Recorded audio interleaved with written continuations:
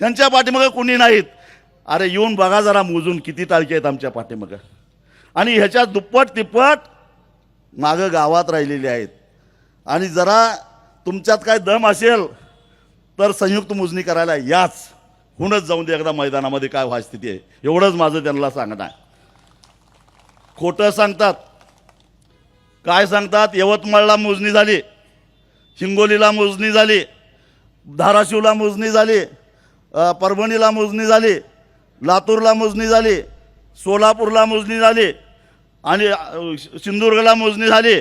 मोजणी कुठंच झालेली नाही.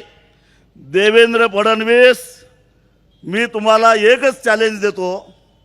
तुम्ही या शक्तिपीठ महामार्गाचा जो काय नियोजित 856 किलोमीटर लांबीचा हा जो काय नियोजित तुमचा हे आहे, रस्ता आहे, आणि त्याला माझ्या हिशेबाप्रमाणे 21,000 आता वाढले मला वाटतं काहीतरी, हां नाही 21,000 एकर जमीन जाणार काहीतरी आहे, हां 25,000 एकर जमीन जाणार आहे.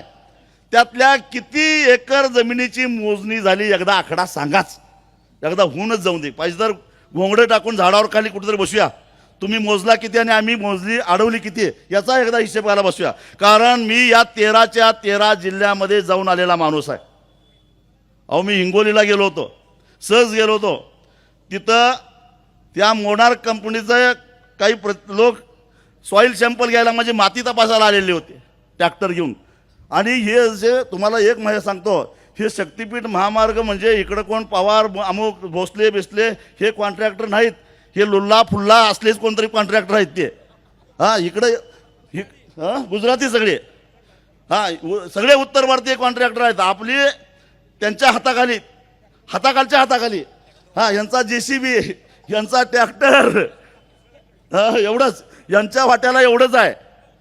आणि ते मला तिथं हिंगोलीला ते गाठ पडलं. ते उत्तर भारतीय होतं, सॉईल सॅम्पल करायला आलेलं होतं.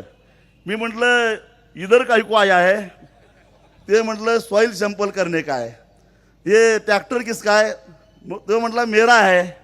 अगर मैंने इसका ये ट्रैक्टर जलाया तो नुकसान भरपाई मिलेगा क्या? म्हटला ये कहाँ से मिलेगा? म्हटला सरकार नहीं देती तर ये ट्रॅक्टर लेके वापस जाओ म्हटलं.